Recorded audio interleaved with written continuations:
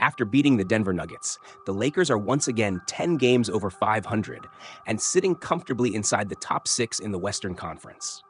On paper, that sounds like a team in a good place. But if you're actually watching this team, following the reports, and paying attention to the conversation around them, it doesn't really feel that way, does it? Once again, right on schedule as the trade deadline gets closer, the Lakers are surrounded by drama-heavy reports.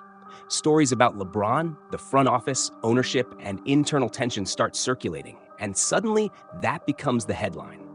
And honestly, this part of the conversation feels very familiar.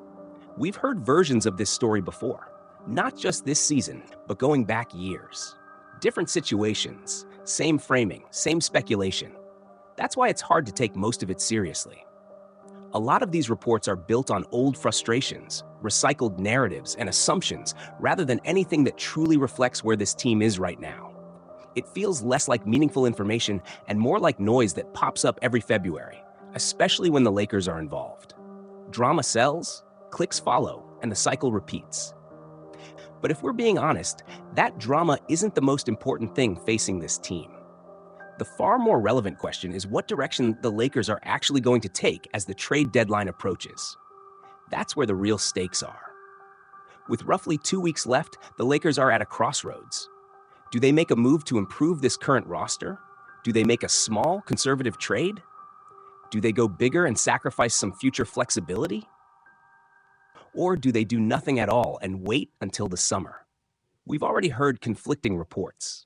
Some suggest the Lakers are leaning toward minimal action, either standing pat or making a small move that doesn't cost a first-round pick. Others suggest the front office is exploring ways to restructure their assets, possibly turning one pick into multiple future options, keeping flexibility for both now and later. There's also the question of patience.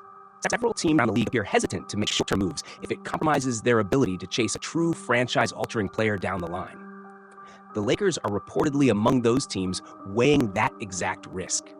So the real conversation isn't about recycled drama, it's about time, asset management, and whether the Lakers believe this version of the team is worth pushing forward, or if the smarter move is waiting for a bigger opportunity. And that's what actually matters moving forward. Now, shifting fully back to the basketball side of things, let's start with the more cautious outlook that's been floating around league circles. One set of reports suggests the Lakers may approach this trade deadline conservatively, either doing nothing at all or making a small move that doesn't require giving up their final tradable first-round pick. From a long-term perspective, that approach isn't completely unreasonable. At the moment, the Lakers only have one first-round pick that can be traded outright. If they choose to hold on until later in the year, specifically around the NBA draft, their flexibility changes significantly. At that point, additional first-round picks become eligible to be moved, giving the front office far more room to operate. If the Lakers decide to wait, they would still have tools to work with. Expiring contracts, and multiple future pick swaps could allow them to target a smaller or mid-tier upgrade. That likely means players who help on the margins, rotation-level contributors who address specific needs like defense, shooting balance, or bench stability. These aren't franchise-altering moves, but they can raise the floor of the roster without compromising future flexibility. That kind of move would signal that the Lakers are prioritizing optionality over urgency. It would also reflect an understanding that not every piece currently on the roster is part of the long-term vision, especially when viewed through the lens of a younger core and a different competitive timeline. In that sense, a smaller trade could function as a bridge rather than a final solution. That said, it's important not to treat this approach as a guarantee. We've seen this situation before. Reports pointing toward restraint don't always match what actually happens. In recent years, Lakers have repeatedly been described as hesitant, only to pivot and make meaningful trades when the opportunity presented itself. They've shown a willingness to spend draft capital when they believe it materially improves their outlook. That history matters. It tells us the front office isn't locked into one rigid plan. Even if the initial posture is conservative, that can change quickly based on market movement, availability, or internal evaluations of the roster. If the Lakers do choose patience, the logic becomes clearer once the calendar flips to draft season. At that point, they could have access to multiple tradable first-round picks rather than just one. That opens the door to bigger conversations, not just about one specific star, but about any high-level player who could become available if their current situation deteriorates or the team shifts to a rebuild. This is where asset preservation comes into play. Holding on to picks now doesn't mean refusing to improve the team forever. It means waiting for the moment when the return justifies the cost. That approach doesn't rule out trades entirely. It simply makes it less likely that the Lakers shift in at this specific deadline. There are also reports pointing in the opposite direction. Some around the league believe the Lakers are actively monitoring higher-end trade possibilities, which would require real draft capital. That suggests they're not only scanning the mid-tier market, but also staying ready if a bigger opportunity presents itself. So, where does that leave us? The Lakers are clearly weighing two paths: incremental improvement now versus maximizing leverage later. Neither option is locked in. The trade deadline will ultimately reveal which direction they believe gives them the best chance. Now that brings us to the second major question: the reported connection to Michael Porter Jr. and whether he actually makes sense for the Lakers, both right now and moving forward on a Luka-centric timeline. This is where the conversation gets more nuanced. MPJ is not a bad player. In fact, offensively, the fit is very easy to understand. He's an elite catch-and-shoot threat, one of the best high-volume movement shooters in the league, and a player who can score efficiently without needing the ball in his hands for long stretches. Put him next to high-usage creators like LeBron and Luka, and the spacing immediately improves. Defenses are forced to stay attached, it becomes more dangerous, and the overall offensive ceiling rises. From that alone, easy to see why the idea is appealing.